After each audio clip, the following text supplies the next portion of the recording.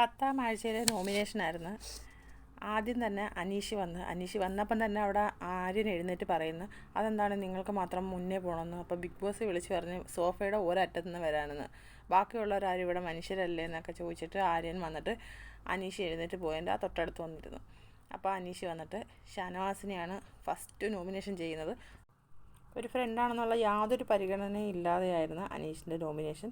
രണ്ടാമത്തെ നോമിനേഷൻ ബിന്നിയാണ് ചെയ്തത്. ആ ജയിലിൽ അത്രയും പ്രശ്നം ഉണ്ടാക്കാനുള്ള ഒരു കാരണം ബിന്നിയാണ് തുടക്കം ഇട്ടത്. ഒരു ഡോക്ടറെ ഭാഗത്തു നിന്ന് അത് ഉണ്ടാവല്ലോ എന്നൊക്കെയാണ് അനീഷിൻ്റെ നോമിനേഷൻ. രണ്ടാമത് വന്നത് ആര്യനാണ്. ആര്യൻ വന്ന് അനീഷിനെ തന്നെ നോമിനേറ്റ് ചെയ്തതും വ്യക്തമായ കാരണങ്ങളോടുകൂടിയാണ് ആര്യൻ പറഞ്ഞത്. പ്രേക്ഷകരെ തെറ്റിദ്ധരിപ്പിച്ചാണ് അനീഷേട്ടൻ ഇവിടെ നിൽക്കുന്നതെന്നും അനീഷേട്ടനെ ഞങ്ങൾ ആരും ഒറ്റപ്പെടുത്തുന്നില്ലെന്നും ആണ് ആര്യൻ പറഞ്ഞത്. അതേപോലെ ആര്യൻ്റെ രണ്ടാമത്തെ വോട്ട് ഷാനവാസിനെയാണ്. പെണ്ണുങ്ങളോട് ഒട്ടും മര്യാദ ഇല്ലാതെ സംസാരിക്കുന്നതാണ് ആര്യൻ പറഞ്ഞത്. ആര്യൻ പറഞ്ഞ അതേ കാരണങ്ങൾ തന്നെയാണ് അക്ബർ പറഞ്ഞത്. അക്ബറിൻ്റെ വോട്ടും അനീഷിനായിരുന്നു.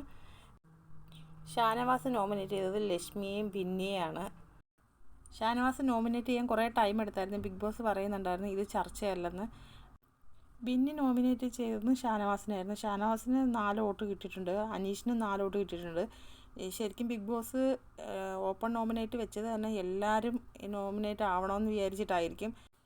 അതിവർക്ക് മനസ്സിലായില്ലെന്ന് തോന്നുന്നു. എല്ലാവരും ഓരോരുത്തർ തന്നെയാണ്, ഒരാൾ ചെയ്ത ആളെ തന്നെയാണ് മറ്റുള്ളവരും ചെയ്തുകൊണ്ടിരിക്കുന്നത്.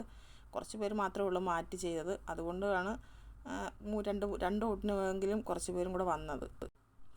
അതിൽ ക്യാപ്റ്റൻ ആയതുകൊണ്ട് ആരും നോമിനേറ്റ് ചെയ്തില്ല. പക്ഷെ നൂറയും ആര്യനെയും ആർക്കെങ്കിലുമൊക്കെ ചെയ്യാമായിരുന്നു. ആരും ചെയ്തില്ല. ആര്യൻ വന്ന് ഭയങ്കര സന്തോഷത്തോടെ നൂറയെ പോയി കെട്ടിപ്പിടിക്കുന്നുണ്ടായിരുന്നു. ഇവരൊക്കെ എല്ലാവരും നോമിനേറ്റിൽ വന്നാലേ ആരൊക്കെ പ്രേക്ഷകർ സപ്പോർട്ട് ചെയ്യുന്നത് നമുക്ക് മനസ്സിലാക്കാൻ പറ്റത്തുള്ളൂ. ഇതിപ്പോൾ നൂറയുടെ ഫാൻസും ആര്യൻ്റെ ഫാൻസും ഇപ്പോൾ ആരൊക്കെ വോട്ട് ചെയ്യുന്നതെന്ന് അവരായിരിക്കും വീണ്ടും സേവ് ആവുന്നത്. അങ്ങനെ തന്നെയാണെന്ന് തോന്നുന്നു ഈ സാബുമോനൊക്കെ ഔട്ടാകാതെ ഇപ്പോഴും ഇതിനകത്ത് നിൽക്കുന്നത്. ഈ ആഴ്ച സാബുമോൻ അവർ വോട്ട് ചെയ്താൽ സാബുമോൻ ഈ ആഴ്ചയും പോകാൻ സാധ്യതയില്ല.